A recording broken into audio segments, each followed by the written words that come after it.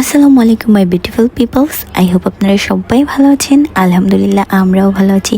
যারা আমাকে অলরেডি চিনেন তারা তো চিনেনি, আর যারা চিনেন না তাদের জন্য বলছি হাই, আমি আপনাদের ইহান বেবির মাম্মি কেয়া। আমাদের দেশে রোজা আসলে পরে সবার মধ্যে যে একটা খুশির ভাইবস থাকে সেটা কিন্তু আমাদের এই শহরের রাস্তাঘাটগুলো দেখলেই বোঝা যায়। আর এই টাইমে রাস্তার যে পুরো সাজানো থাকে এটা আমার ভীষণ ভালো লাগে। রোজা আসার পর থেকেই তেমন একটি ভিডিও শেয়ার করা হচ্ছে না, তো আজকে ভাবলাম আমার বার্গার লাভারের বার্গার খাওয়ার ক্রেভিংয়ের ছোট্ট একটি ভিডিও আপনাদের সঙ্গে শেয়ার করি। বার্গার লাভার কাকে বললাম নিশ্চয়ই আপনারা বুঝতে পেরেছেন।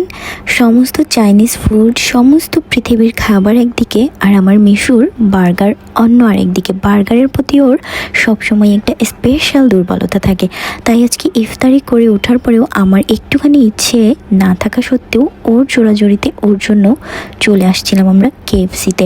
আর আজকে এই রোজার মধ্যে কেএফসিতে প্রথমেই এসেছিলাম। কেএফসির রূপ আজকে টোটালি ভিন্ন ছিল। ভিন্ন কেন বললাম সেটা আপনারাই দেখতে পাচ্ছেন। পুরো কেএফসি ফাঁকা ছিল।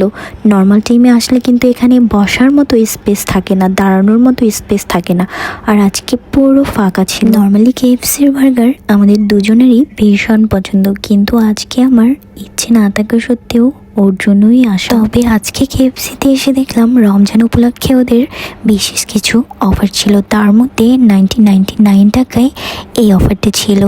2 বার্গার, 2 চিকেন, 4 পিসেস উইংস, 2 বান, আর ছিল 2টা ম্যাঙ্গো জুস। তো আজকের এই স্পেশাল অফারটা 999 টাকায় আমার কাছে কিন্তু বেশ ভালো লেগেছিল।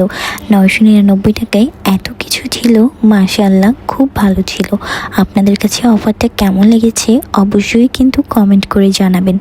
আমার বার্গার খাওয়ার ইচ্ছে না থাকলেও কেএফসিতে যেহেতু এসেছি, ফেভারিট বার্গার যেহেতু সামনে, না খেয়ে তো থাকা যায় না, তাই একটুখানি বার্গার খেয়ে বাকিটা ওরাই খেয়েছিল। তারপরে আমরা চলে গিয়েছিলাম পাশে একটা বেবি শপে। এখান থেকে ইহানের জন্য কিছু কেনাকাটা করছিলাম, কিছু ড্রেস দেখছিলাম, আর ওর দুষ্টুমি চলছিল। সবাই আমাদের জন্য মাশাআল্লাহ বলে দিবেন, আর ইহানের জন্য অনেক বেশি বেশি দোয়া করবেন, সাথে আমাদের জন্য দোয়া করতে ভুলবেন না। আর আমার ভিডিওগুলো আপনাদের কাছে কেমন লাগে এবং আমার ভিডিওতে কী কী ইমপ্রুভ করা দরকার সবাই অবশ্যই একটু কমেন্ট করবেন। আর ইদানিং একটু সাময়িক ব্যস্ততার কারণে সবার পাশে কম সময় দিতে পারছি। আশা করছি সবাই ক্ষমা সুন্দর দৃষ্টিতে দেখবেন। ব্যস্ততা শেষ হয়ে গেলেই আবার আগের মতো আপনাদের সাথে যুক্ত হয়ে যাব ইনশাআল্লাহ।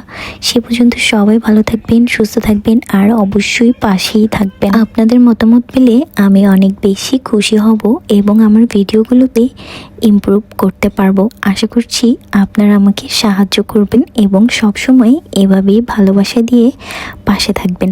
আজকের ভিডিওটি এখানেই শেষ করছি। সবাই ভালো থাকবেন, সুস্থ থাকবেন, আমাদের জন্য বেশি বেশি দোয়া করবেন। আল্লাহ হাফেজ, আসসালামু আলাইকুম।